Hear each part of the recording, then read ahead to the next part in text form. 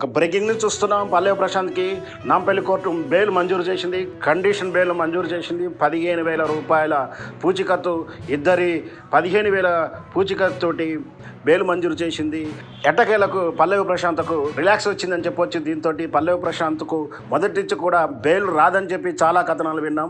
కానీ నేను మాత్రం మన ఛానల్ తరపున మొదటి నుంచి చెప్తున్నాను, బెయిల్ మంజూరు వెంటనే వస్తుంది, పెద్ద విషయం ఏం కాదు. ఎందుకంటే పల్లవి ప్రశాంత్ మీద పెట్టినటువంటి సెక్షన్ల తీరు చూస్తుంటే అవి ఏవి కూడా పల్లవి ప్రశాంత్కి అప్లికేబుల్ కాదని, దానికి ఆ ప్రమేయానికి ఆ జరిగిన అల్లర్లు కానీ అక్కడ జరుగుతున్నటువంటి అలజడికి కానీ పల్లవి ప్రశాంత్కు ప్రమేయం ఉన్నట్టు కానీ, ప్రమేయంలో భాగస్వామ్యం ఉన్నట్టు కానీ, అతని ప్రేరణ వల్ల కానీ, అతని సూచన వల్ల కానీ ఆ అల్లరు జరగలేదని, అల్లరు జరుగుతున్నప్పుడు తను లేడని, ఇవన్నీ మొదటి నుంచి కూడా నేను చెప్తూనే ఉన్నాను. అతనికి సెక్షన్స్ అప్లికేబుల్ కాదు. సర్కమ్స్టెన్స్ ప్రకారం కేసులు అయితే, సెక్షన్ల ప్రకారం అయితే అతనికి అరెస్ట్కి వెళ్ళి అరెస్ట్ నుంచి రిమాండ్కి వెళ్ళాల్సిన పరిస్థితి వచ్చింది. కానీ ఈ కేసు కాస్త నీరుగారే అవకాశాలు ఉన్నాయి. పల్లవి ప్రశాంత్ మీద అప్లికేబుల్కి అయ్యే అవకాశాలు తక్కువ ఉన్నాయి. తన అమాయకంగా పోలీసుల ఆర్డర్ని బేఖాతరు చేస్తూ ర్యాలీ నిర్వహించడము లేదా ర్యాలీగా రావడం జరిగింది. అంతకుమించినటువంటి నేరం అతను ఏం చేయలేదు. అది పోలీసుల ఆర్డర్ని బేఖాతరు చేస్తూ అతను ర్యాలీలో పాల్గొనడం వల్ల ఏదైనా అలర్జీ జరుగుతాయని, లేదంటే అసాంఘిక కార్యక్రమాలు జరుగుతాయని అతని ఉద్దేశంతో పోలీసులు సీరియస్ అయ్యారు. ఆ వీడియో క్లిప్స్ కూడా మనం చాలా సోషల్ మీడియా డిజిటల్ ప్లాట్ఫామ్లో చూసి ఉన్నాము.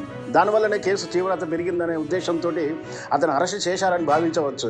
అయితే అవేవి కూడా ఇతని మీద నేరం మోపబడినటువంటి సెక్షన్లు ఏవి కూడా అతన్ని బందిని చేయలేవు, అతన్ని బాధ్యులు చేయలేవు. ఎందుకంటే బహుశా అతను ఇక్కడ ఆ ప్రాంతంలో నిషేధాజ్ఞలు ఉండాలి, కానీ ఇవన్నీ కూడా మౌలిక ఆదేశాలే. కానీ ముందస్తుగా పోలీసులు ఎలాంటి నిషేధ ర్యాలీలు ఉన్నట్టు కానీ, నిషేధ ర్యాలీలు నిర్వహించొద్దు కానీ, సభలు నిర్వహించొద్దని కానీ ముందస్తు సమాచారం ఎవరికి లేదు.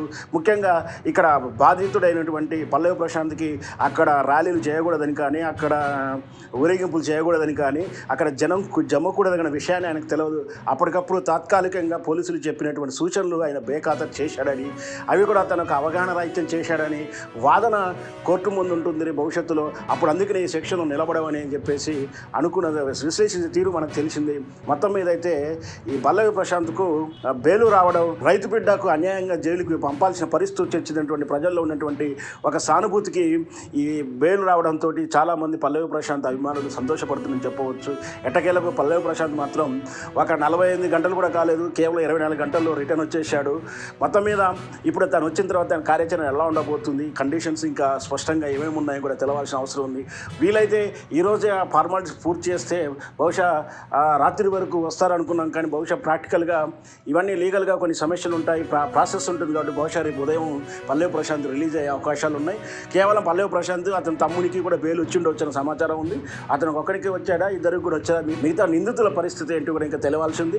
బహుశా పల్లవి ప్రశాంత్ ఏమన్నాయి కాబట్టి అతనికి బెయిల్ వచ్చింది కాబట్టి ఏంటో తమ్ముళ్ళకు ఆ డ్రైవర్ కూడా వస్తుండొచ్చు. దాంతోపాటు ఇతరులు అభిమానుల పేరు మీద చేసిన అలజడి చేసినటువంటి కొందరు వ్యక్తులను కూడా అరెస్ట్ చేశారు. వాళ్ళకు మాత్రం బహుశా బెయిల్ కొంచెం ఆలస్యం అవుతుంది. ఎందుకంటే వాళ్ళు ఏదైతే అల్లరి చేశారో అని చెప్పారో అటువంటి వ్యక్తులుగా ఒక వీడియో సాక్ష్యాలు ఉన్నాయి కాబట్టి వాళ్ళకు బెయిల్ వచ్చేది కష్టతరం ఉంటుంది. కేవలం పల్లవి ప్రశాంత్, అతని తమ్ముడు, అతనితో ఉన్నటువంటి డ్రైవరు, వీళ్ళకి మాత్రం బెయిలు కొంచెం ఈజీగా వచ్చే అవకాశాలు ఉన్నాయి. మొదటి నుంచి మనం చెప్పుకుంటూ వచ్చాం. మనం చెప్పినట్టు విధానంగానే పల్లవి ప్రశాంత్కు బెయిల్ మంజూరైంది. ఎట్టకేలకు పల్లవి ప్రశాంత్ బయటకు వచ్చాడు. అతను వ్యక్తిగత లాయర్ అయినటువంటి రాజేష్ మొదటి నుంచి చెప్తున్నాడు, ఇది ప్రేరణ, ఒత్తిడి వలన, రాజకీయ ఒత్తిళ్లు, వ్యక్తిగతమైనటువంటి ఈర్ష్యాద్వేషాల వల్ల జరిగిన కేసే ఇది. కేవలం దీని వెనుక కుట్ర ఉంది, రాజకీయ కోణం ఉందంటూ అతను వాదించుకుంటూ వస్తున్నాడు.